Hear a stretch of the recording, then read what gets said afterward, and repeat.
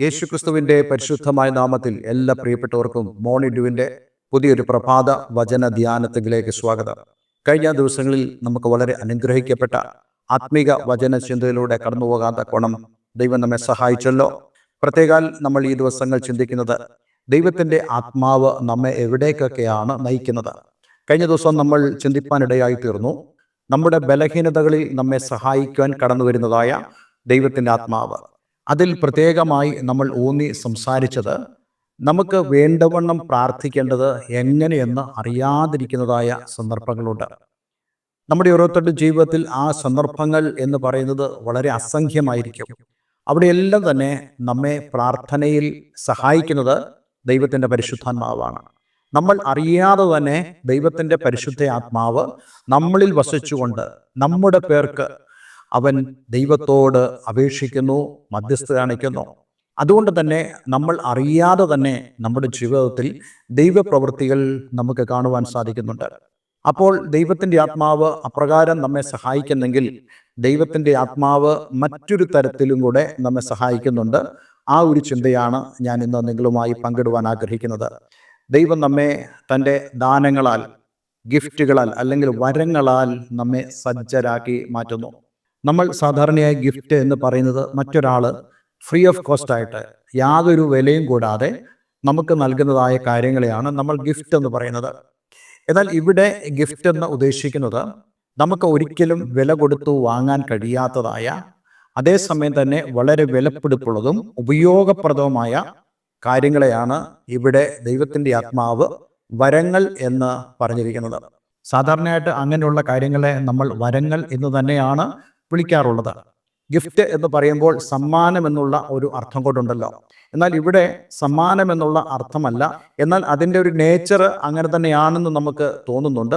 പക്ഷേ വരം എന്ന് പറയുമ്പോൾ നമുക്ക് വില കൊടുത്തു വാങ്ങുവാൻ കഴിയാത്തതും വളരെ വിലയുള്ളതും അതേസമയം തന്നെ നമുക്ക് വളരെ പ്രയോജനപ്രദമായ വരങ്ങളാണ് ഇവിടെ ദൈവത്തിൻ്റെ ആത്മാവ് നമുക്ക് നൽകുന്ന വരങ്ങൾ എന്ന് പറയുന്നത്.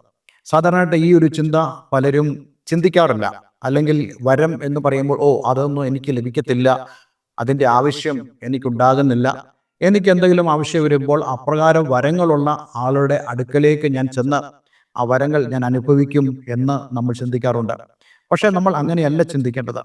ഈ വരങ്ങളെല്ലാം തന്നെ ദൈവത്തിൻ്റെ ദാനമാണെന്ന് നമ്മൾ മനസ്സിലാക്കണം.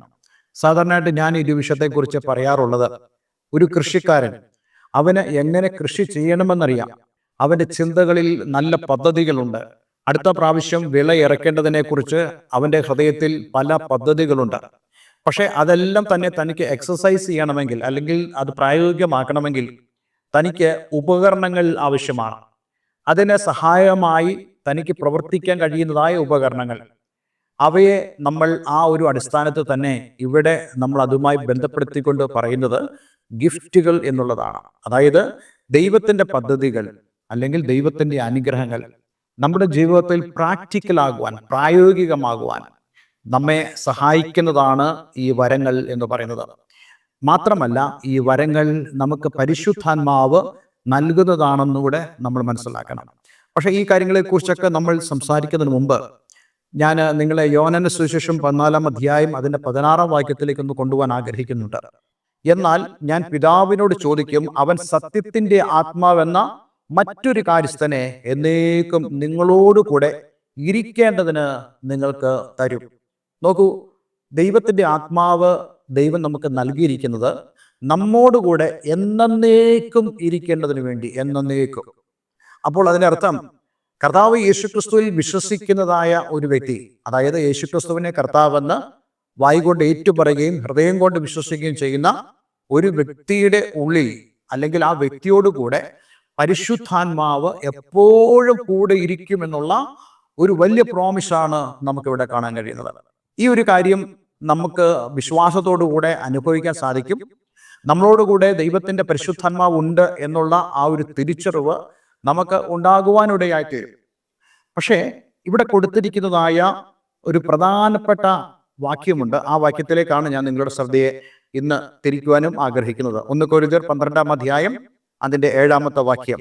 എന്നാൽ ഓരോരുത്തന് ആത്മാവിൻ്റെ പ്രകാശനം പൊതുപ്രയോജനത്തിനായി നൽകപ്പെടുന്നു.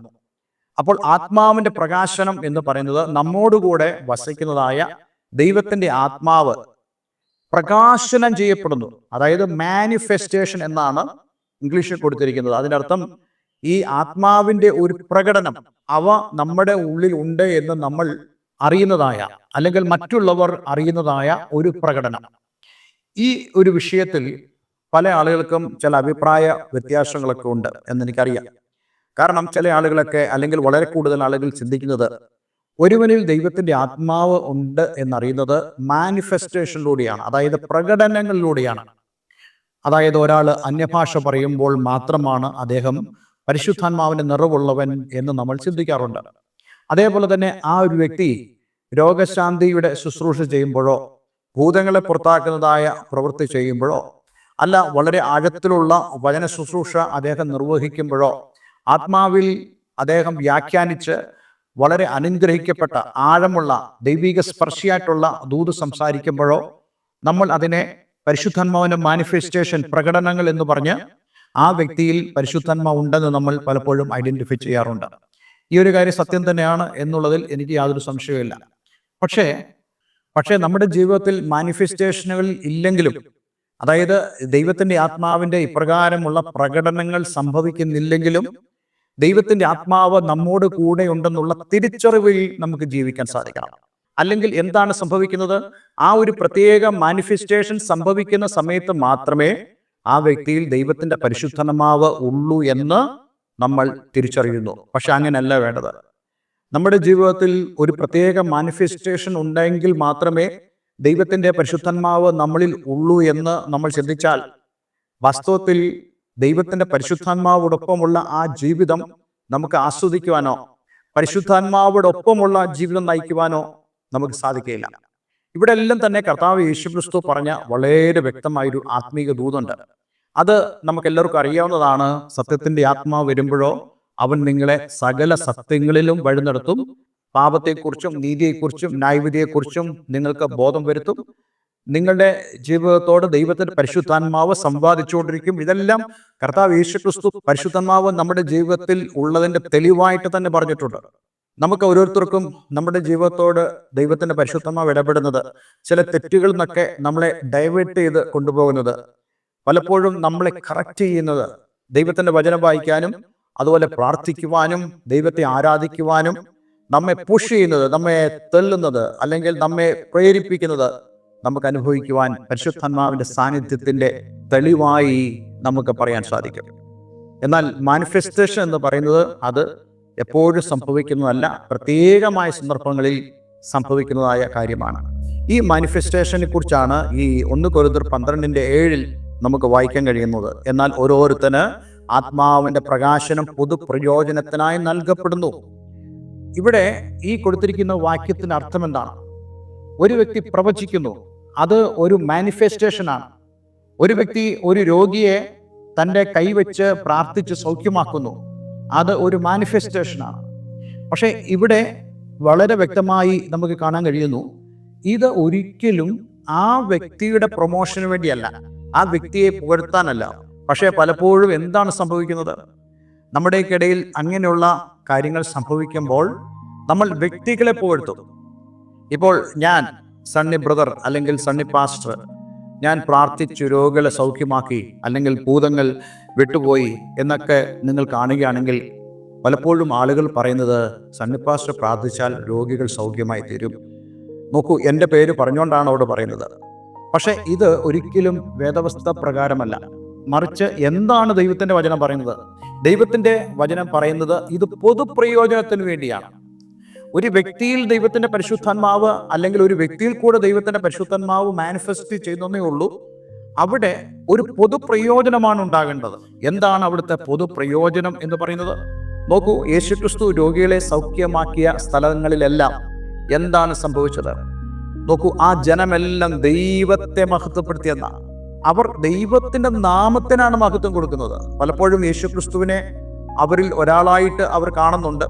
പക്ഷെ അപ്പോഴെല്ലാം യേശുക്രിസ്തു ദൈവത്തിൽ നയിക്കപ്പെട്ടവനാണ് എന്ന് കണ്ടുകൊണ്ട് അവർ ദൈവത്തെ മഹത്വപ്പെടുത്തുന്ന അനുഭവങ്ങളുണ്ട്.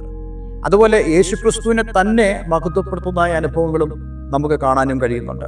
അതിനർത്ഥം ഒരിക്കലും ഒരു വ്യക്തിയല്ല അവിടെ മഹത്വപ്പെടേണ്ടത്. അവിടെ മഹത്വപ്പെടേണ്ടത് ദൈവമായിരിക്കണം. എങ്കിൽ മാത്രമേ ദൈവം നമുക്ക് ആത്മാവിന്റെ ദാനങ്ങൾ നൽകുന്നതിൻ്റെ ഉദ്ദേശം നമ്മുടെ ജീവിതത്തിൽ വെളിപ്പെടുകയുള്ളൂ. ഇന്ന് ഞാൻ നിങ്ങളോട് പറയാൻ ആഗ്രഹിക്കുന്നതും അതുതന്നെയാണ്. ദൈവത്തിൻ്റെ വചനം പറയുന്നു, ശ്രേഷ്ഠ വരങ്ങൾക്ക് വേണ്ടി വാഞ്ചിക്കണം. അതായത് നിങ്ങളുടെ ജീവിതത്തിൽ ദൈവത്തിൻ്റെ പരിശുദ്ധാത്മാവുണ്ട്.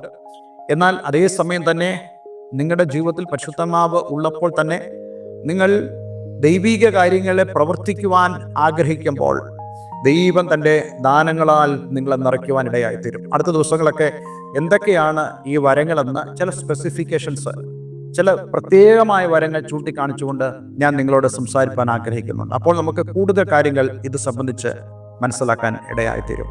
ഞാൻ നിങ്ങളോട് പറഞ്ഞു വന്നതുപോലെ ഏതെങ്കിലും ഒരു പ്രവൃത്തി, ദൈവപ്രവൃത്തി അല്ലെങ്കിൽ ദൈവത്തിന് വേണ്ടിയുള്ള ഏതെങ്കിലും പ്രവൃത്തിക്ക് വേണ്ടി നമ്മൾ വളരെയധികം ഉത്സാഹഭരിതരാണെങ്കിൽ ആ പ്രവൃത്തിക്ക് വേണ്ടിയതായ ദാനം, ആ പ്രവൃത്തിക്ക് വേണ്ടതായ ഗിഫ്റ്റ് ദൈവം നമുക്ക് നൽകി തരും. ഉദാഹരണത്തിന് ഞാൻ ദൈവവചനം സംസാരിക്കുന്നു. എനിക്ക് എൻ്റെ ചെറുപ്പം മുതൽ വളരെ താല്പര്യമുള്ള അല്ലെങ്കിൽ ഞാൻ ഹൃദയം കൊണ്ട് ആഗ്രഹിച്ച ഒരു കാര്യമാണ് ദൈവവചനം പഠിപ്പിക്കണം, ദൈവവചനം പ്രസംഗിക്കണം എന്നുള്ളത്. ഞാൻ കുറേ നാൾ മുന്നോട്ട് പോയി വളരെ അക്കാഡമിക്കായിട്ട് ഞാൻ പ്രസംഗിക്കുന്ന രീതികളുണ്ടായിരുന്നു. കാരണം ഞാൻ ബൈബിൾ കോളേജുകളിൽ പഠിപ്പിക്കുന്നതുകൊണ്ട് ആ നിലയിലുള്ള ദൈവവചന ശുശ്രൂഷയായിരുന്നു ഞാൻ ചെയ്തു വന്നത്. പക്ഷേ ഒരു ദൈവദാസനുമായി ഞാൻ ഈ വിഷയം സംസാരിച്ചു. അതായത് എനിക്ക് തന്നെ തോന്നി ഞാൻ ശരിയായിട്ടുള്ള ഒരു വചന ശുശ്രൂഷയല്ല നിവർത്തിക്കുന്നത്. എനിക്ക് കൂടുതൽ ദൈവത്തിൻ്റെ ആത്മാവിൻ്റെ പ്രകാശനവും അതേപോലെ തന്നെ ദൈവവചനം ആളുകൾ ദൈവത്തിൻ്റെ വചനമാണ് തന്നെ വിശ്വസിക്കുന്ന ഒരു അനുഭവത്തിലേക്ക് പോകണമെന്നുള്ളത്. ആ ദൈവദാസൻ എന്നോട് പറഞ്ഞു, ചില ദിവസങ്ങൾ ഉപവാസം എടുത്ത് പ്രാർത്ഥിക്കാൻ എന്നോട് ആവശ്യപ്പെട്ടു. ഞാൻ അതുപോലെ ഒരു കുഞ്ഞ് ചെയ്യുന്ന പോലെ ഞാൻ ഉപവസിക്കും, പ്രാർത്ഥിക്കും ചെയ്തതിനു ശേഷം ദൈവം എനിക്ക് ഈ ദൈവത്തിൻ്റെ ആ വചനം സംസാരിക്കാനുള്ള ദൈവവചനത്തിൻ്റെ ജ്ഞാനത്തിൻ്റെ വരം എനിക്ക് നൽകുവാനും അന്നു മുതൽ എൻ്റെ വചന ശുശ്രൂഷ വളരെയധികം വ്യത്യസ്തപ്പെടുവാനും ഇടയായി തീർന്നു. ഞാൻ നിങ്ങളോട് പറയുന്നത്, നമ്മൾ ആഗ്രഹിച്ചാൽ, അതായത് ദൈവം നമ്മെ പരിമേൽപ്പിച്ചതായ ഒരു ശുശ്രൂഷ ചെയ്യുവാൻ നമ്മൾ ആഗ്രഹിക്കുന്നെങ്കിൽ ആ ശുശ്രൂഷയിൽ നമ്മൾ കൂടുതൽ പൊതുപ്രയോജനത്തിന് വേണ്ടി ഉതകുവാൻ ദൈവം തൻ്റെ ആത്മാവിൻ്റെ വരങ്ങൾ നമുക്ക് നൽകും. അതിനുവേണ്ടി നമുക്ക് ആഗ്രഹിക്കുവാനും പ്രാർത്ഥിക്കുവാനും ദൈവം നമ്മെ സഹായിക്കട്ടെ. ദൈവം അനുവദിച്ചാൽ ഈ ചിന്തയുടെ തുടർമാനമായ ചിന്തകൾ അടുത്ത ദിവസങ്ങൾ നമ്മൾ ചെയ്യുന്നതാണ്. അതുവരെയും നമുക്ക് ഈ വചന ശുശ്രൂഷയുടെ അനുഗ്രഹത്തിന് വേണ്ടി, ഈ വചന ശുശ്രൂഷയാൽ നിങ്ങളുടെ ജീവിതം കൂടുതൽ രൂപാന്തരപ്പെടുന്നതിന് വേണ്ടി പ്രാർത്ഥിക്കുവാൻ കഴിയുമാറാകട്ടെ. ഒരു നിമിഷം നമുക്ക് പ്രാർത്ഥിക്കാം. സ്വർഗീയപിതാവേ, എന്ന് ഞങ്ങളെ കേൾപ്പിച്ച വളരെ അനുഗ്രഹിക്കപ്പെട്ട സന്ദേശത്തിനായി സ്തോത്രം. ദൈവത്തിൻ്റെ ആത്മാവിൻ്റെ പ്രകാശനം, മാനിഫെസ്റ്റേഷൻസ്, അതിൻ്റെ പ്രാധാന്യത ഞങ്ങൾക്കിന്ന് ചിന്തിപ്പാൻ തക്കവണ്ണം ഇടയായി തീർന്നല്ലോ.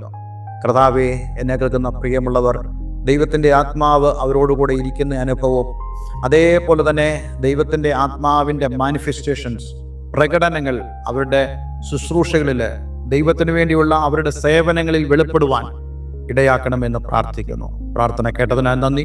യേശുക്രിസ്തുവിൻ നാമത്തിൽ തന്നെ ആമേൻ, ആമേൻ.